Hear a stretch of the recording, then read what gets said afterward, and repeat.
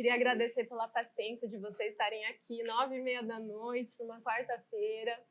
Eu sou a Deise, tenho 28 anos. E eu vou contar um pouquinho sobre a minha trajetória aqui na EASH, né? Eu sou da 4ª turma. Queria agradecer o Coelho pelo convite e já dizer, ele perguntou a gente o que faltou na nossa formação e eu falo, foi isso. Porque a gente não tinha muita experiência em saber quais os caminhos a gente podia trilhar, quais as opções e oportunidades que a gente tinha. Eu sou do Itaim Paulista, o último bairro da Zona Leste. Sou filha de agricultores que vieram para São Paulo tentar a vida. Eu moro no bairro nordestino. Assim como muita gente que foi para lá, meus pais também vieram do Paraná para São Paulo para tentar a vida. Estudei em escola pública, tudo mais. E aí, na hora de fazer faculdade, meu Deus, o que eu vou fazer, né? Eu fui a primeira a ser formada na minha casa, depois a minha irmã, que também é do GPP, meu orgulho. E aí eu falava, gente, agora o que eu vou fazer e tudo mais? E aí eu fui fazer história, porque eu tinha uma professora de história na faculdade, que eu adorava, e não sei o quê, eu queria mudar o mundo, usava a minha blusa do Che Guevara. E aí fui fazer história. Não passei na USP por pouco, mas ganhei uma bolsa numa universidade particular, na Unixul. E fui fazer história, e fui trabalhar. Trabalhava, era professora na periferia, já no primeiro ano. E aí eu comecei a perceber que não era bem isso, que eu não ia conseguir mudar tanto o mundo como eu queria numa sala de aula. As coisas eram um pouco mais lentas e para você mudar o pensamento, isso não é uma coisa tão pontual e rápida como a gente gostaria que fosse. E aí, meu pai é uma pessoa assim, eu acho que é o nosso grande incentivador. Ele estudou até a 4ª série e ele falava, não, vá, eu pago o vestibular para você, tudo. Prestei o vestibular para GPP sem muito saber o que era isso. Eu vim na esperança de que fosse alguma coisa maior do que ser professora na periferia. Não estou desmerecendo ser professora de maneira alguma, mas eu queria mudar o mundo. E aí entrei em GPP, e fiquei fazendo essas duas carreiras ao mesmo tempo. Era para fazer história de manhã, trabalhava à tarde, vinha correndo para a USP à noite estudar. E quando eu cheguei na USP, eu logo vi que tinha uma tal de estatística que assustava todo mundo, que era a matéria que mais tinha DP e tudo mais. E conforme eu fui estudando, eu fui vendo que as aulas de estatística eram uma coisa assim, impressionante. Tipo, tinha que vir muito mais cadeira do que tinha na sala, porque era gente de todos os anos, assim. Bom, fiz a iniciação científica, né? Como eu tenho família aqui, né, de agricultor, eu gostava muito dessa questão da terra, estudei o MST, fui fazer estatística e tudo mais. E aí, também fui para o Projeto Rondon, assim como a Cássia, foi uma experiência linda na minha vida, uma experiência assim, de conhecer outras realidades, ainda que vindo da periferia, né? E vendo muita coisa lá, conhecer outras realidades, longe, e ver, sei lá, semelhanças, diferenças, o que a gente podia contribuir. De repente, é aquele sonho de todo GPP, né? Ter uma prefeitura para mudar o mundo, e aí você vê que não é bem assim, que você tem politicagem, que você tem uma cultura organizacional, e todas aquelas coisas que eu acho que hoje eu vejo como um grande desafio para o nosso trabalho. E, bom, durante a minha trajetória de GPP, eu comecei fazendo uma disciplina com um pré-long, que era a Introdução ao Estudo das Políticas Públicas. IEPP1. E, assim, abrindo o coração, sendo total sincera com vocês, assim, eu lembro que nas primeiras aulas, o pessoal estava numa discussão super avançada lá sobre cargos comissionados. Era tipo a primeira aula de GPP e eu não sabia o que era um cargo comissionado na minha vida. Tinha 17 anos, não sabia o que era isso, era uma coisa tão distante, Estado, né? Para mim, o máximo de Estado que tinha até então é quando eu ia ao CEL e frequentava a biblioteca, o teatro do CEL.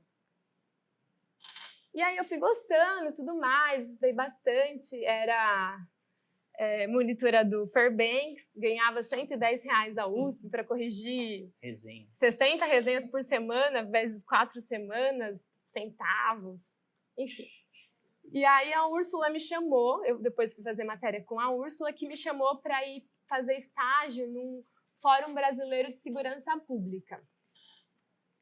E lá, mais uma vez, nesse fórum, veio a tal da estatística.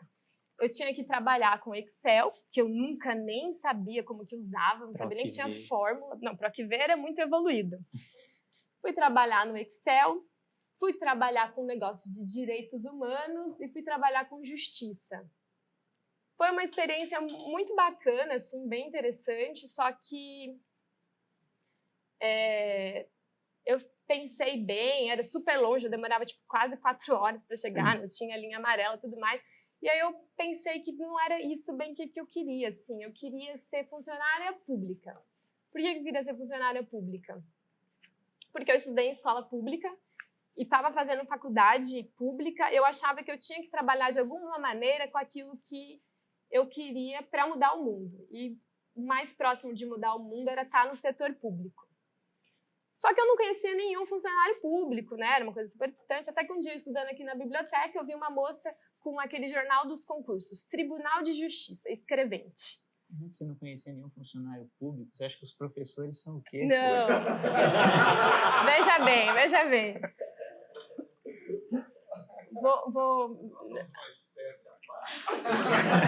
Vocês são a elite do pensamento brasileiro. Bom, e aí entrei nesse negócio aí, tipo, de estudar para concurso nesse meio tempo e tal. Também fiz TCC com a Kertes, estudei esse negócio de formulação da agenda do PRONAF, que é a principal política pública de fomento à agricultura familiar. E fui estudar para concurso nesse tempinho. E nesse tempo, uma coisa assim que marcou muito assim, a minha vida foi ter ganhado a bolsa do Santander para estudar em Portugal. E lá em Portugal eu também fui estudar nesse negócio aí do direito, da justiça e da estatística. Mas ter ido para Portugal assim foi uma experiência incrível. Eu acho que a USP, assim, quando eu penso, a universidade, ela teve um papel na minha vida assim. Eu nunca nem tinha andado de avião na vida, depois já fui andar logo em voo internacional, sabe? Conhecer outras realidades. Eu lembro que uma professora na faculdade falava assim, mas vocês têm que ir a Paris uma vez na vida. Eu falava, gente, eu ir a Paris? Como assim, né? E eu fui com a USP, eu ia para Paris, eu imprimia de graça, eu conhecia gente de realidade muito diferente, né? Pessoas, como diz lá em casa, estudadas. E foi assim, nossa, a universidade, ela transformou a minha vida muito, assim, muito, muito, muito. E acho que é isso, assim, de trajetória acadêmica. Por enquanto, é isso. Tá bom. Então, eu vou começar um pouco antes de entrar na faculdade, porque acho que eu fiz estágio no ensino médio, né? E eu estagiei no TJ de São Paulo, estagiei na 6ª Vara Criminal, lá na Barra Funda. E foi bem na época do julgamento da Suzane von Richthofen, né? Que foi lá. E, nossa, eu achava o máximo aquilo, né? Nossa, olha, o lugar onde eu trabalho está no jornal. Meu Deus, né? Mas foi uma coisa que me marcou muito. Toda vez... Foi durante o ataque lá do PCC em 2006 também, que aquilo foi uma coisa que eu lembro até hoje, eu fico rindo, porque... Tipo, chegava a chefe do cartaz e falava, gente, vamos todos para casa, porque o capitão mandou abandonar o barco, o juiz que ele estava doido, morrendo de medo de levar um tiro. Nossa, foi muito surreal aquilo. E assim, foi um trabalho que eu gostei. Fazia 4 horas por dia e o salário era uma miséria. Naquela época era tipo R$250, acho, a bolsa de auxílio. Mas, assim, era divertido, era legal. O ambiente de trabalho era bom e você aprendia as coisas. Você saía de lá sabendo mais do que quando você entrou. Você aprendia, por exemplo, como era vara criminal, você aprendia o que era o crime de estupro, o que era o crime de... Essas coisas que você só vê na TV e, tipo, é muito enviesada muitas vezes. você tinha muito... As pessoas se davam o trabalho de te explicar. Falavam, olha, isso aqui é assim, porque assim, assim, assado. E aí eu terminei, né? E nisso acabou o ensino médio, eu saí do estágio e aí eu fui trabalhar para pagar cursinho para fazer faculdade. Na época eu não sabia muito o que eu queria fazer na faculdade, mas eu fui trabalhar na iniciativa privada para pagar o cursinho para fazer a faculdade. Tipo, isso em maio. E aí, em agosto, quando chegou a inscrição da FUVEST, eu tinha que escolher, eu já estava lá 3 meses, já falava, eu já sei o que eu não quero. Sabe, tipo, iniciativa privada, isso aqui, para mim, nunca mais. É só para eu pagar o cursinho, porque, assim, era hora extra o tempo inteiro, tipo, os caras te sugando, te sugando e te sugando, e, tipo, enquanto não acaba, não tá bom. Pelo menos essa foi a minha experiência lá. Pode ser que em outros lugares seja diferente, mas marcou muito. E aí, tipo, assim que eu passei no negócio, a primeira coisa que eu fiz foi pedir demissão e entrei para cá, tipo, no seguro-desemprego, feliz da vida. Falei, nossa, isso que é vida. Aí entrei, o primeiro ano, eu escolhi o curso de GPP porque, como eu tinha decidido que eu não queria iniciativa privada, e aí eu cheguei a mandar e-mail para cá, a professora Flávia, na época, respondeu. Eu falei, parece uma boa, né? Eu acho que dá para entender. Pelo menos me abre os horizontes para eu saber, tipo, aonde no poder público eu quero trabalhar. E aí eu comecei, né? Eu passei, entrei. O primeiro ano foi muito bom, assim. Achei muito... Era legal porque o ciclo básico você conhece a EASH inteira, né? Você chega e fala, nossa, aquele cara de LZT, conheço. SI, conheço todo mundo. Aí chega no segundo ano, você começa a entrar na sua bolha ali, né? Mas vai mudando. Mas, principalmente no primeiro ano, que me marcou muito foi o RP1, que foi muito legal, assim. Tipo, o professor que orientou a gente, participou depois na minha banca de TCC, foi o de SI, chama Chain. E, assim, foi um trabalho muito legal, assim. Eu curti demais fazer aquilo, sabe? Todo mundo ficava puto com o RP, e eu falava, nossa, mas é tão legal e tal. Isso é um trabalho legal sobre transporte público e mobilidade em São Paulo, enfim. E aí, no segundo semestre, teve o RP2, que tipo, foi só com o pessoal de GPP, e aí eu comecei a entender que o pessoal não gostava tanto de RP, mas, né, paciência. E no primeiro ano, no segundo semestre, eu passei no concurso de temporário do IBGE. E foi, assim, uma experiência que, assim, tipo... Até minha avó hoje, ela fala assim, não, Felipe, você aguentou aquilo, você faz qualquer coisa, cara. Porque não é que é ruim, é que era um trabalho que, assim, é uma coisa sui generis, sabe? Tipo, só existe aquele. Tipo, a gente era contratado, agente de pesquisa e mapeamento era o nome do cargo, né? E... Na época do censo? Não foi no censo, eu fazia o PME, que era Pesquisa Mensal de Emprego, hoje já nem existe mais, eles aboliram. Aí você ia nas casas das pessoas e aí tipo, você começa a ver assim que, então, né, tipo, estatística baseada em dados do IBGE, depois que você coleta os dados do IBGE, você começa a ver que aquilo lá não é muito confiável. Porque, assim, os supervisores, a gente é temporário, né, quem faz a pesquisa é temporário. E quem supervisiona as pesquisas é concursado de carreira e está lá, vai ficar lá. Só que o que acontece? Tipo, os caras não saem... Tipo, eles recebem o salário deles no fim do mês e conseguem tipo, entregar resultado lá, como se a pesquisa tivesse sido feita. Então, a pesquisa foi feita. Pronto, eles não estão atrás de pelo em ovo. E o que você tem é muita gente que estava lá, tipo, da USP mesmo, que era, tipo, universitário de história, filosofia, que presta esse concurso e vai lá e, tipo, e é um trabalho que é bom porque você não cumpre horário. Seu trabalho é assim, você vai no IBGE, eles te dão o setor que você tem que ir, você tem que pesquisar os domicílios tais, chega aqui na próxima semana com tudo pronto. Só que, assim, eles te dão essa liberdade por quê? Porque você tem que, às vezes, ir lá às 5 horas da manhã, porque é a hora que você encontra a pessoa em casa. Ou então você tem que ir, tipo, às 9 horas da noite, porque é a hora que a pessoa volta do trabalho e que você vai encontrar ela em casa. E, assim, eu entendo e acho que essa liberdade é mais que justa, porque, né, tipo, você tem que ir para tipo, os confins da Zona Norte, sendo que você mora lá no fim da Zona Sul. tipo, de sábado à noite é surreal. Só que o povo esculacha, né? Como sempre, tinha gente que ligava para você e falava, então, você que fez essa pesquisa nesse setor no mês passado? Pois é, então, você pode me passar as respostas para eu copiar aqui? Véi, sabe, tipo, não dá.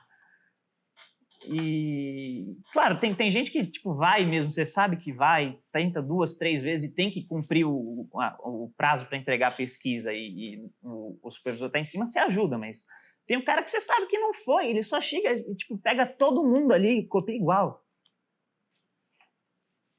Tipo, eu fiquei um tempo nisso e aí eu falei, não, é muita coisa errada, eu tipo, não tô... É muita pressão de supervisor, porque tipo, eles tratam todo mundo como se tipo, todo mundo fizesse isso. Porque eles sabem que muitos fazem isso. E aí, tipo, você tenta fazer direito e tipo, você tem a pressão de um lado, mas o outro também te acha um filho da mãe porque você não ajuda ele.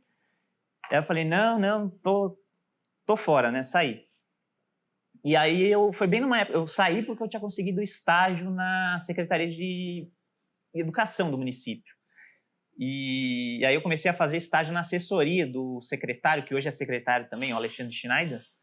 E lá, tipo, era uma coisa que eu comecei a notar, acho que foi ali que eu comecei a notar que o uso de TI no setor público é uma coisa muito burra.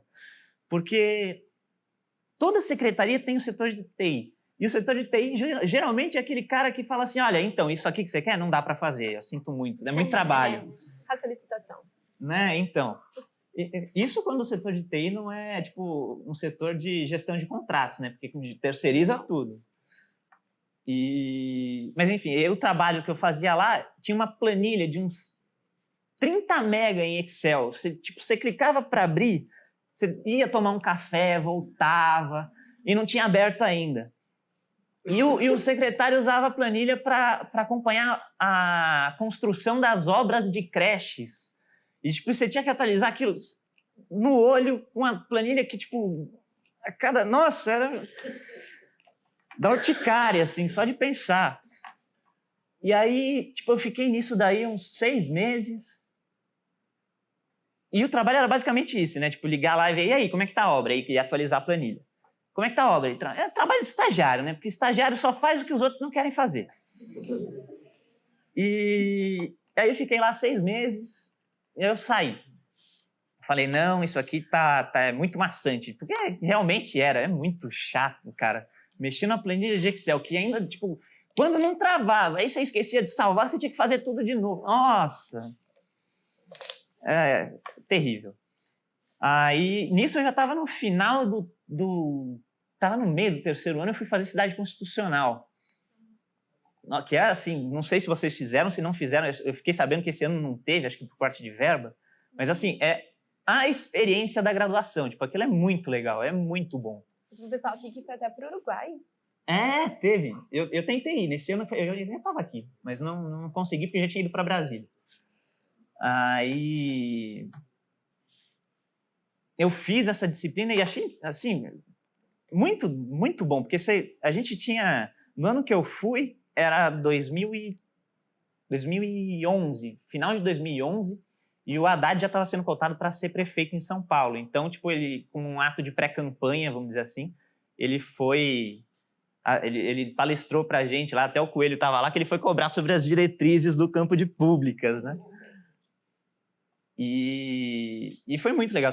Tipo, a gente foi no Congresso também, eu consegui ser expulso do Congresso porque, por algum motivo, a segurança me deixou entrar de shorts e tipo, não podia, e aí só depois viram e me convidaram a sair.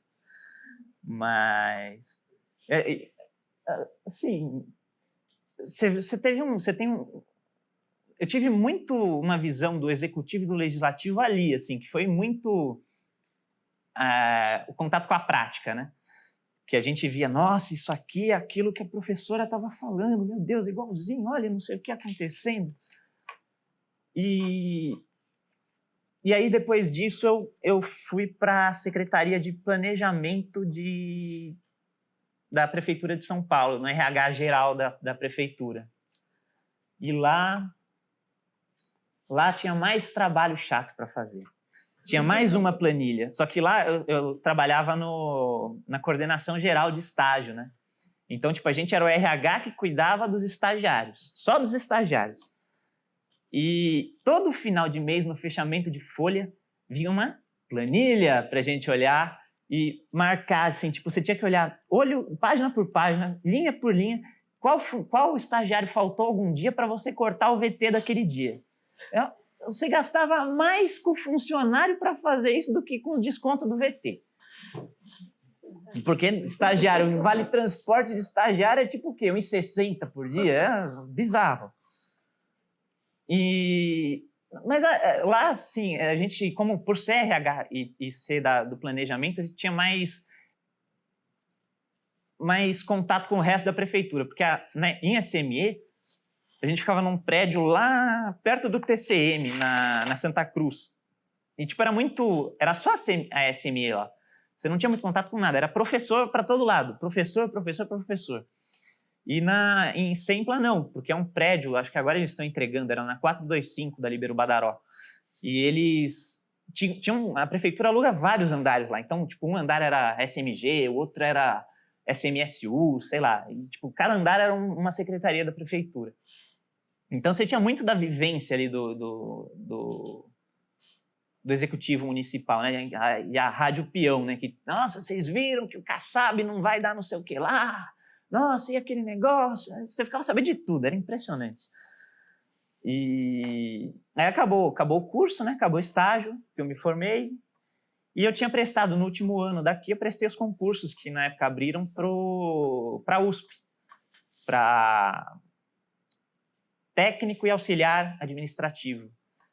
E aí, no de técnico eu não passei, no de auxiliar eu passei. Aí estava lá na lista, acho que tinha 15 vagas, e eu estava em 90. Mas, tipo, um monte de gente do curso tinha prestado para técnico, passou e falou, não, meu, a USP, o esquema é o seguinte, eles abrem para 5 vagas, mas eles chamam 500. Então, você está em 90, você vai entrar. Aí eu falei, tá bom, então. E fiquei lá, tipo, eu me formei em dezembro, né, eu me formei no prazo, 4 anos. E aí, em agosto de 2013, eles me chamaram. Aí eles me chamaram, foi uma coisa magnífica, né? Porque assim, eu fui no RH geral da prefeitura, da USP, e lá, tipo, eles falam assim, ó, você é esse aqui, ó, você vai para, sei lá, você vai para essa unidade, se vira. Tipo, você não tem opção nenhuma, eles te falam, ó, você vai para lá, dane-se se você mora do outro lado da cidade, e se tem uma unidade lá do lado que, tipo, tem necessidade de funcionário também. E aí, tipo, eles me mandaram para o Museu do Ipiranga. Eu falei, legal, o Museu do Ipiranga até que não está tão longe, né? Aí eu fui lá numa sexta, conversei e tal, falei, tudo bem, você vai fazer o exame admissional, não sei o que lá. Aí passou uma semana, saiu o resultado, tipo, isso... Saiu o resultado numa sexta-feira, tipo, depois do horário de expediente. No sábado, fecharam o Museu do Ipiranga. Eu falei, e agora? Tipo, vão me chamar ainda? Meu Deus, o que acontece? Aí eu liguei lá, né, falei todo tipo, não, vocês já me chamaram, não pode voltar atrás não, viu? Eu quero, não sei o quê. E aí o RH lá falou, não, vamos falar com a diretora e tal. Aí, no fim, me chamaram, não teve muito problema com isso. Só que eu cheguei lá, o museu tá fechado. Tipo, o que eu vou fazer? Era 8 horas olhando pro teto ali, cara. Tipo, não tem muito o que fazer. E você via muita coisa que sai no jornal agora, tipo, que eles estão fazendo a reforma, não sei o quê.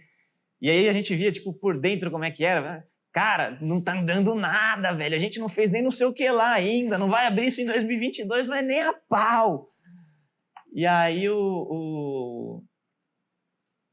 você não pode fazer nada, né? Tipo, porque na USP só quem manda é docente. Vamos combinar, né, professor? Funcionário técnico administrativo aqui, isso é tipo nada.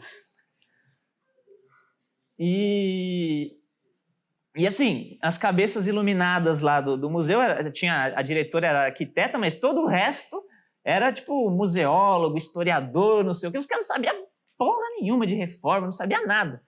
Ele só queria que abrisse para eles voltarem a trabalhar, para fazer exposição, para não sei o que lá. Só que aí, tipo, a arquiteta, que era a diretora, falava, não, porque tem que fazer assim, assim, assim, assado. E o reitor não tinha verba. Não porque está em crise, não porque não tem verba, não porque não dá para fazer, não porque não sei o que lá. E ficava nisso. A gente quer uma coisa, a reitoria não deixa. E estava nisso até o momento que eu saí de lá também. O engraçado é que assim, eu saí de lá e eles tinham alugado casas para colocar o acervo. Aí eu estava falando com um cara no Facebook que trabalha lá, que trabalhou comigo, falou, cara, você não sabe, a gente está entregando as casas, a reitoria não quer pagar. Tipo, nem isso andou, de lá para cá andou para trás, né? Enfim, e aí, tipo, eu prestei, eu entrei lá em agosto de 2013. Só que já estava aquele período, que ainda não estava em crise, mas você já estava vendo que, tipo, trevas no horizonte, né? Aí você fala, será que eu vou ficar aqui ou será que eu vou, como disse o juiz lá, abandonar o barco? Eu falei, não, vamos prestar concurso, né? Aí eu prestei o concurso da Câmara, também, assim, tipo, foi... Porque eu prestei... Na época abriu para técnico, para auxiliar e para analista. Só que lá na Câmara você tem muito ainda aquela coisa de o cargo de nível superior ser ligado a um bacharelado específico. Então você tinha tipo cargo para administrador que exigia CRA. Eu não vou pegar CRA. Né? Tipo, eu vi que tinha gente que tinha tido sucesso na justiça, mas eu falei, eu vou entrar com processo, eu vou ter que pagar a mensalidade, nem sei se eu vou passar. Eu falei, não, vou prestar para técnico. Aí eu prestei para técnico, aí passei. Aí isso daí eu continuo no próximo bloco, porque... Né? Bom, agora é sobre o profissional, né? Então, enquanto eu estava em GPP ainda, eu, né, estudando na biblioteca, comecei a prestar concurso de tudo quanto é coisa, de professora, escrevente. Eu lembro que eu fui até prestar um concurso de agente de trânsito, sabe? Tipo, só tinha homem. Não, em Ferraz de Vasconcelos. Nossa. Só tinha homem, assim, tudo eu ia. E foram 2 meses, assim, que eu estava de coração aberto e necessitando de dinheiro no bolso. Onde eu passasse, eu iria. De coração aberto e chapéu na mão, né? Tipo o prefeito, né? Bom, e aí nesse tempo, foi muito rápido, eu passei por um concurso de analista na SAP, a Secretaria da Administração Penitenciária do Estado de São Paulo. Como eu já estava formada na outra faculdade, deu para assumir, né? Mesmo sendo um cargo de nível superior. Cheguei lá, fui fazer uma entrevista com o secretário de RH. Secretário de RH, né, uma das mais jovens ali que tinham passado no concurso. E aí, o que você quer fazer, né? Quais são os seus objetivos aqui dentro? Eu, estudante de GPP, falei, não, eu quero dar o meu sangue por esse lugar. Vamos lá, vamos fazer acontecer. Pois ele vira e fala, olha, eu vou te dar um conselho. Não mostra tanta empolgação assim para as pessoas. Você está vindo para o setor público. Vai com calma. Bom, graças a Deus, ele me colocou com uma pessoa que pensava desse mesmo jeito, uma mulher incrível, que era minha chefe. Eu fui trabalhar na ouvidoria da SAP. Eu falo que foi a ouvidoria mais legal. Tenho certeza que é a melhor ouvidoria do estado de São Paulo. Porque, assim, é difícil. É difícil. São realidades, assim, que a gente né, não faz ideia. Pessoas sendo torturadas, mulheres que sofrem abuso. Isso na prisão. Isso, você indo na prisão, entrando lá, entrando no raio, igual eles falam, lá no mocó deles, falando de olho no olho. Foi, assim, um outro mundo, um outro universo, muito distante de tudo que eu tinha vivenciado até então. E lá, mais uma vez, eu fui trabalhar com esse negócio aí de direitos humanos, estatística, né, de preso. Hoje, estatística, acho que o Fernando escolheu por estatística aqui, planilha de Excel, né? Tô achando. E a gente foi trabalhar com essas coisas. E nessa época, eu apresentei meu TCC aqui na IACHE. E eu lembro que depois de apresentar o TCC, que era lá sobre agricultura familiar, o pessoal que estava na banca se reuniu e falou comigo. Falou, olha, Daisy, por que você não tenta trabalhar em outra área, né? Poxa, você, né, indo lá, administração penitenciária. E foi aí que eu falei, gente, meu Deus do céu, até o pessoal da própria universidade tem preconceito com esse tipo de trabalho, com esse tipo de pessoa. Se dentro da universidade é assim, imagina como é fora.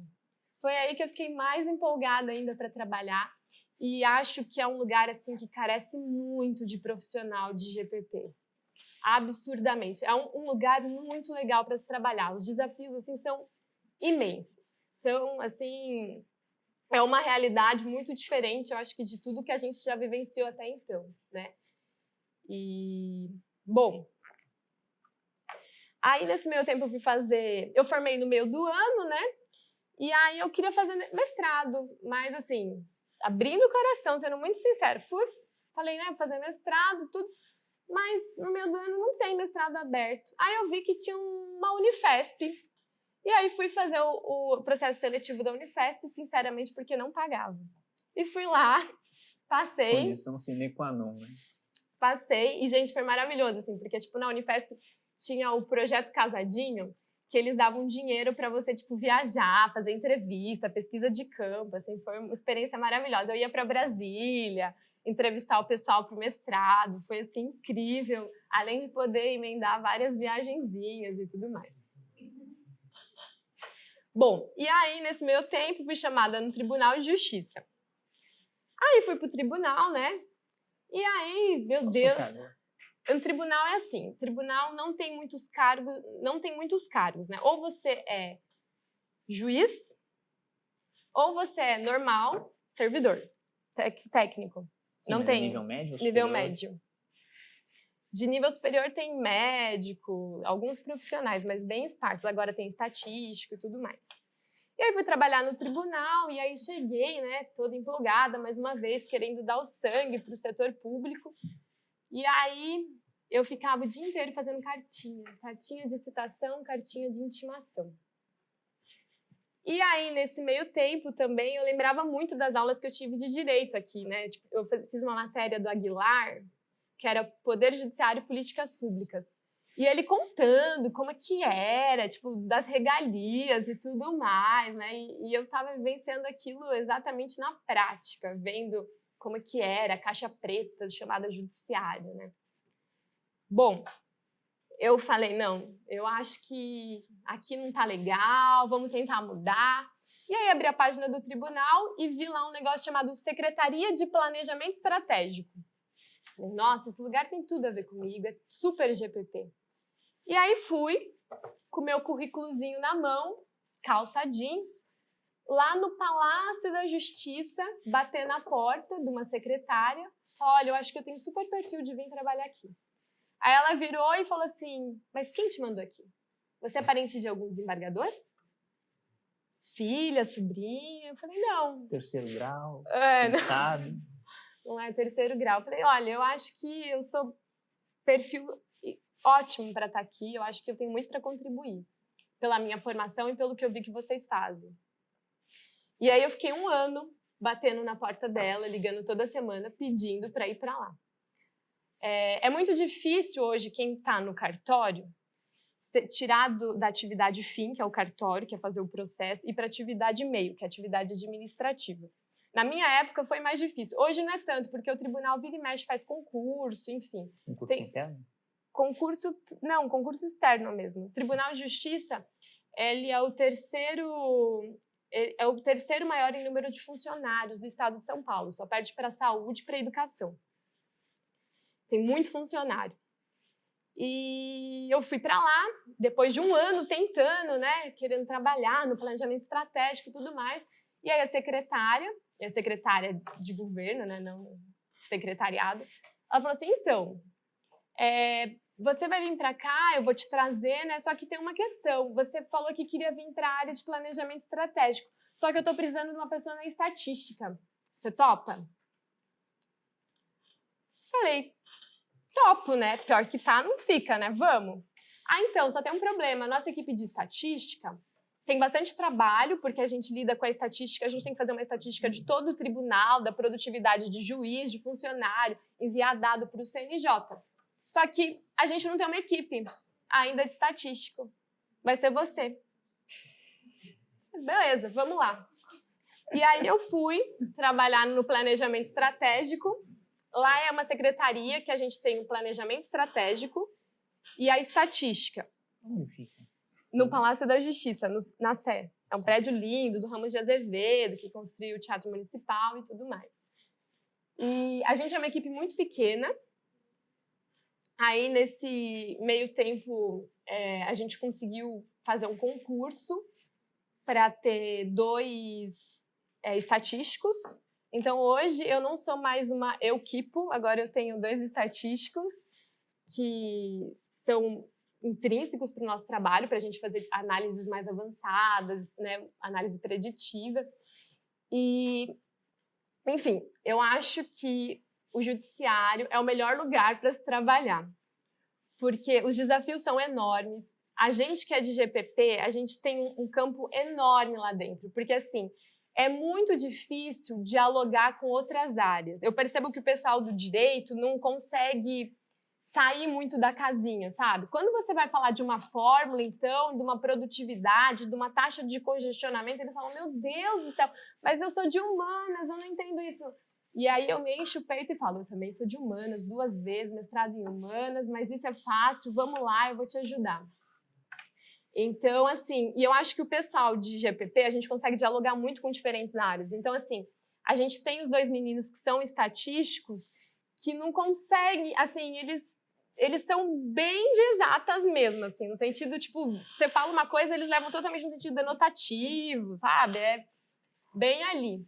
E fazer esse meio de campo, eu acho que assim, a gente ganha muito nisso. A gente ganha com o ciclo básico, a gente ganha porque a gente consegue entender minimamente os conceitos de estatística, a gente entende de política pública.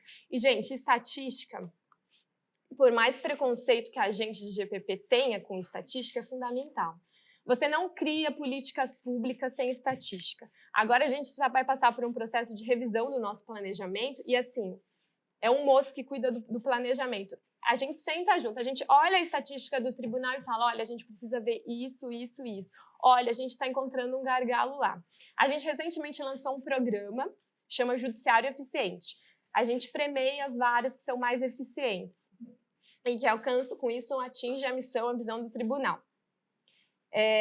E a gente conseguiu lançar essa política, né, esse programa que está dentro de uma política maior, graças assim, aos nossos indicadores estatísticos. Com isso, a gente consegue monitorar. Enfim, eu acho que eu amo o meu trabalho, eu sou muito feliz de estar lá no judiciário. Hoje eu sou supervisora da área de estatística do judiciário. Eu, uma pessoa de GPP, né, supervisionando na área estatística. Mas, assim, eu acho que é um lugar muito bacana para se trabalhar. As oportunidades são grandes. A gente tem os melhores salários do estado de São Paulo, né? Um escrevente inicial líquido ganha, tipo, uns 6 mil. Sei lá, Inicial líquido? Líquido. Tipo... Tá bom, hein? Eu vou prestar concurso lá também. Assim, a gente ganha, tipo, os cargos... assim, eu vejo lá, a gente vê apesar de não ser muito transparente, a gente vê os salários, assim. Então, assim, a gente tem motorista no Tribunal de Justiça ganhando muito, né? Assim, deixa para o terceiro bloco. Então, assim, a gente tem os melhores salários, a gente tem muito campo para GPP. No Brasil, a gente não tem a figura do administrador judicial, igual a gente tem nos outros países. Então, como é que funciona a administração no Tribunal de Justiça? Simplesmente você pega um cara que é do direito, joga lá e fala, olha, tá aqui a sua casinha, o seu feudo, né, cometendo um anacronismo. O presidente, não. O presidente um juiz, você fala, olha, se vira com a sua vara, agora você tem que gerir tudo isso aí, ó. E assim, eles não estão preparados para isso, eles não têm formação técnica para isso, né? As pessoas, elas foram educadas para julgar, não para saber, olha, agora eu tenho que fazer esse fluxo de trabalho, olha, agora vamos fazer meta. Então, eu acho, assim, que vocês deveriam pensar com carinho no setor público. A gente precisa muito de pessoas qualificadas, pessoas boas, pessoas que querem dar o sangue. E eu acho que tem muita oportunidade, sim. Tem muito espaço para comissionado e, de preferência, que eu percebo lá dentro, se for um comissionado não puro, se for um servidor de carreira, eu não sei como é no legislativo, mas eu vejo assim que eles olham com olhos melhores para cargos comissionados. Eles olham? Quem olha? O judiciário em si, os cargos em comissão, eles preferem... Quem já é concursado. Servidor de carreira. Então, eu entrei na Câmara e, assim, logo de cara foi uma experiência assim que, tipo, foi muito diferente de todo o resto, porque, como eu falei anteriormente aí já, de como o RH era uma coisa que, você vai para lá, você vai para cá, lá não. Eu passei no concurso e fui chamado para uma entrevista no RH. E aí, lá no RH, a supervisora chegou, perguntou, e aí, você é formado em quê? Me manda seu currículo. Aí eu entreguei o currículo. Você, GPP, gestão, acho que, legal, acho que tem umas áreas aqui que talvez você goste. Sabe, e ela me deixou opinar, então isso eu achei que foi muito legal, você poder participar do seu próprio processo de posse, né? Falei assim, não, olha, eu quero ir para aquele lugar. Só que eu dei azar, porque eu queria ir para um lugar que, tipo, eu não sabia, tinha uma comissão extra e todo mundo quer ir para lá, e aí eu não consegui, porque, tipo, eles priorizam quem já está lá dentro. Mas ainda assim eu fiquei com a minha segunda opção, já é alguma coisa. E aí eu comecei a trabalhar na Secretaria de Documentação do Legislativo, né? Que lá você tem a divisão da Câmara, a divisão administrativa, em SGA e SGP, Secretaria-Geral Administrativa, Secretaria-Geral Parlamentar. SGA é basicamente o corpo executivo do Legislativo, né, que cuida de tudo, licitação, compra de material, toda essa parte para a casa funcionar.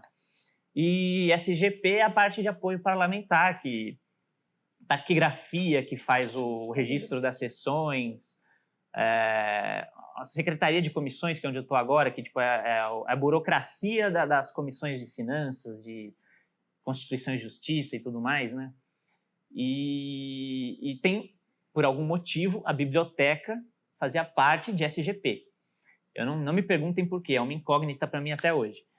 Mas estava lá, eu entrei. A biblioteca SGP 32, você tem SGA, eles dividem assim, SGA 1, 2, 3, 4, e aí lá dentro é 1.1, aí é a secretaria de não sei o que lá, porque responde para SGA 1. Então são 3 níveis de chefia, né? Você tem o seu chefe imediato, que é o supervisor, o chefe superior dele, que é o secretário, e o manda-chuva, vamos dizer assim, que é o secretário-geral parlamentar ou administrativo, que são os dois, né? E isso é o topo dos cargos de burocracia mesmo, você entra por concurso, é onde você chega ali, é o máximo. E eu entrei na biblioteca, e a biblioteca, na verdade, documentação, né? Eu descobri depois de entrar lá, que ela cuida basicamente de todo o setor de transparência da Câmara. Eu comecei a ver umas coisas ali que eu achei muito interessante, porque são pontos que eu nunca tinha pensado antes. Porque, assim, a gente é formado para pensar fora da caixa, né? Tentar encontrar a solução para aquele problema que, tipo, as formações mais centradas e tradicionais não encontram. E ali, tipo, é um ambiente muito rico, porque você tem gente formada em todo tipo de lugar que você pode imaginar. E, por incrível que pareça, os cursos variam muito, mas a grande maioria é da USP. E assim, tem colega lá que é historiador, com mestrado em história, tem gente que é doutor em história e está em cargo técnico lá, tem biblioteconomista na biblioteca, tem tudo. E assim, a parte de transparência é uma coisa que a gente vê muito na faculdade, como aquilo não funciona, né? Como deveria funcionar, como, tipo, é a tal da transparência que tá lá, mas tipo, existe de direito, mas não existe de fato. Porque a informação tá lá, mas ninguém entende. E lá é legal porque, assim, o setor de transparência, ele é cuidado, todos os cargos de nível superior para lá são biblioteconomia, que é um curso que ele forma pessoas para lidar com como encontrar informação. E tipo, eu achei isso muito legal, né? Porque eles que cadastram tudo e eles tipo, indexam e falam, nossa, isso aqui e ali é mais interessante. E não é uma coisa que eu tinha pensado antes. Eu me interesso bastante por transparência, então foi assim, vamos dizer, uma descoberta, né? Só que, se você entrar no site da Câmara, você vai ver que a transparência da Câmara é uma porcaria. Por quê? Porque, tipo, tudo que você tenta fazer tem que ir para o site. E para ir para o site tem que passar pelo CTI, que é o Centro de Tecnologia da Informação, que é o pessoal de TI. E aí você tem, assim, gente muito interessada em fazer as coisas, mas que tipo, fica limitada porque não tem a ferramenta certa. Pra vocês terem uma ideia, as bases da biblioteca, lá, da documentação, são feitas num programa que chama WinEases, que tipo, não tem mais suporte desde 2001. Tipo, não tem atualização nenhuma. E ninguém troca porque ninguém obriga o TI a trocar. Ninguém, tipo, eles são os donos de si mesmos e muito, sabe, tipo, eles têm uma opinião muito forte sobre isso. Mas, com Windows 10 já está muito claro que, assim, já não tem mais quase suporte para esse negócio, daqui a pouco não vai rodar. Tipo, porque ele é em 16 bits, o sistema operacional é 64, ele tem todo treco de compatibilidade, e, tipo, a próxima atualização da Microsoft pode ser que o negócio morra. Então já virou um negócio que, assim, apagar incêndio, sabe? Tem que dar um jeito nisso, porque senão não tem mais base, não tem mais informação, não tem mais transparência, não tem mais nada. E foi aí que, assim, eu já contei para vocês de como, né, as planilhas de Excel são um mal do serviço público e o TI é um problema para todo mundo, quando deveria ser uma solução. E lá eu vi uma coisa que eu achei, assim, fenomenal, porque a gente entra, cargo técnico administrativo nível médio, você não exige formação nenhuma. E, por algum motivo, uma pessoa que tipo, não é formada em TI, mas tem bastante conhecimento, sabe programar bem, estava no setor. E tipo, eu entrei lá, ele já estava lá há uns 4 anos, e ele desenvolvia os programas tipo, nas brechas que o TI tipo, não conseguia barrar ele. Então, assim, é aquele programa que você não precisa instalar, porque o TI não te dá autorização para instalar. Então, essas coisas assim, sabe? E você automatizava rotinas que são assim, sabe aquele trabalho de estagiário, de conferir planilha e tudo mais? Ele desenvolvia o programa que, assim, você coloca o arquivo da forma que vem e ele te dá um resultado que você passaria horas para fazer aquilo. E, assim, uma maravilha. Os chefes, o menino dos olhos de ouro, porque aquilo ali é o suprassumo da gestão pública, entendeu? Meu Deus, eu sou um forte entusiasta disso. Mas, e aí acontece que essa questão das bases, por ter que ir para o site, por ter que ter banco de dados e tudo mais, não tem como você fazer nada disso sem ser por conta sem passar pelo TI. E assim, tanto, sabe aquele negócio de água mole em pedra dura, tanto bate até que fura? Então, são tantos anos enchendo o saco deles, tentando achar brecha e conversando com alguém que talvez consiga romper aquela resistência e tal, que tipo, eles começam a ceder, assim, aos poucos. E eu achava bizarro, porque assim, esse cara ele já tinha desenvolvido uma alternativa, uma outra base que podia migrar os dados da base que está sendo usada atualmente, e passar os dados para a internet de uma forma muito melhor, que tipo, você consegue saber como procurar as coisas, não é aquele negócio que olha para trás e fala, tá, e tipo, o que isso come, né? Porque, tava pronto ali, pronto para ser usado, mas ninguém não usa, porque o TI não deixa. E o TI, meu Deus, eu tenho um problema com o TI.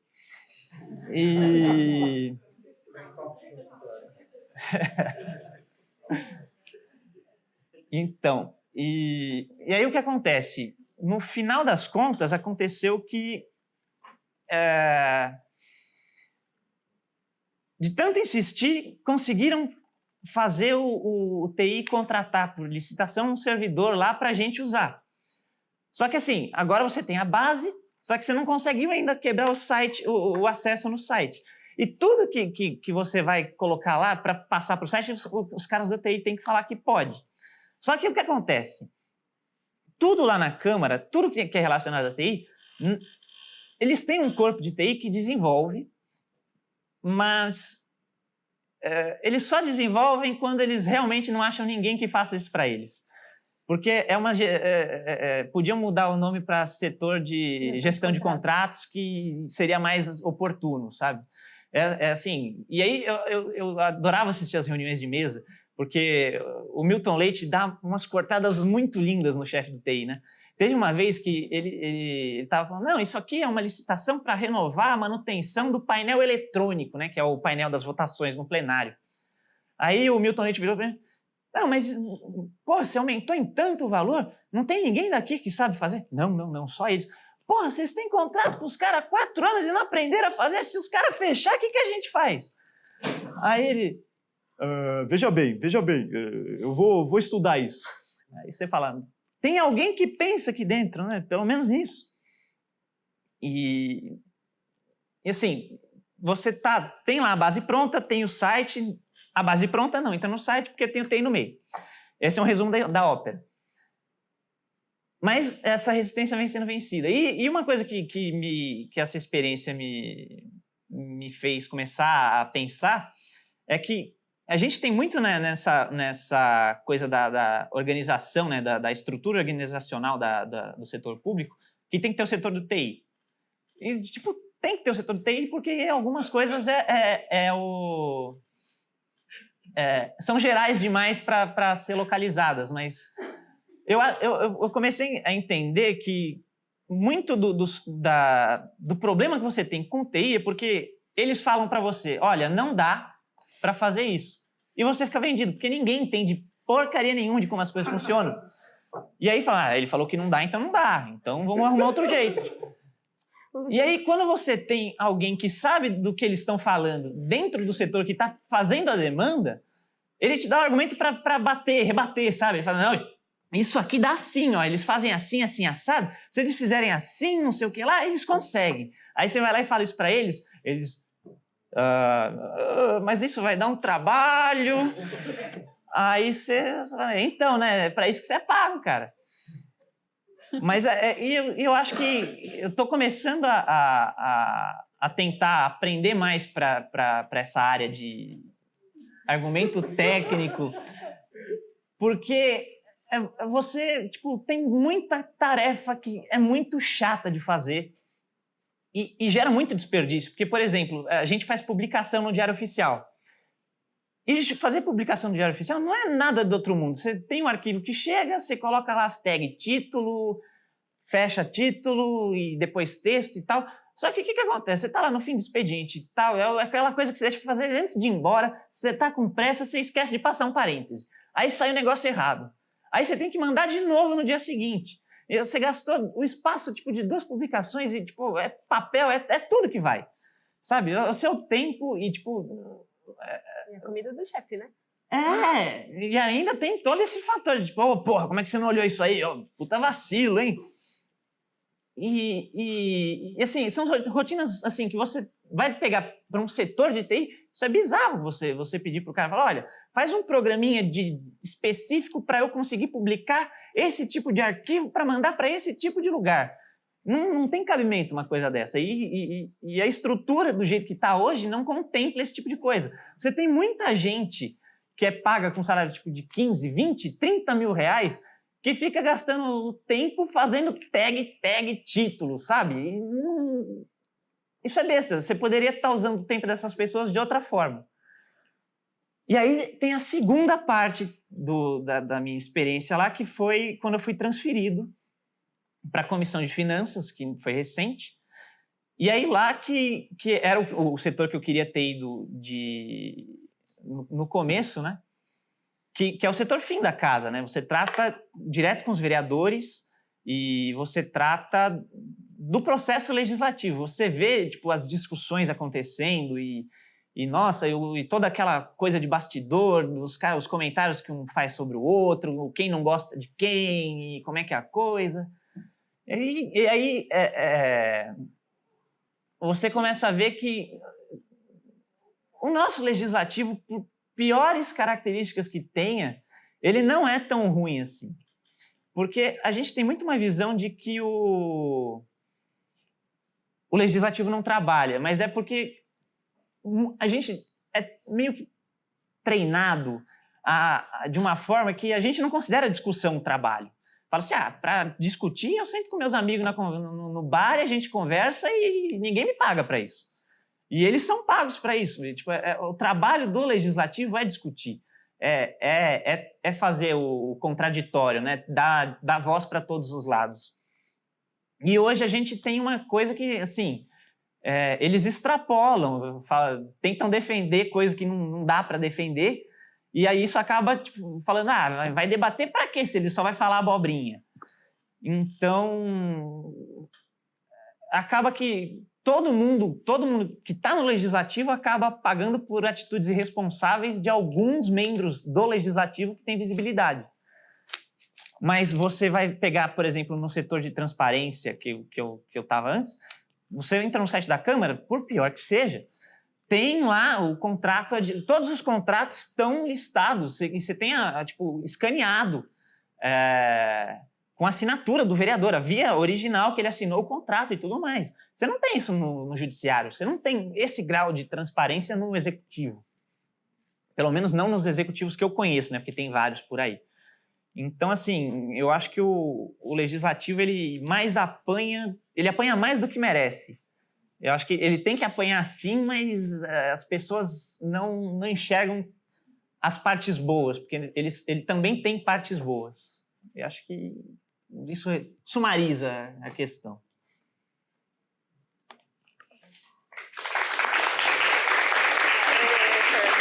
Arrasou.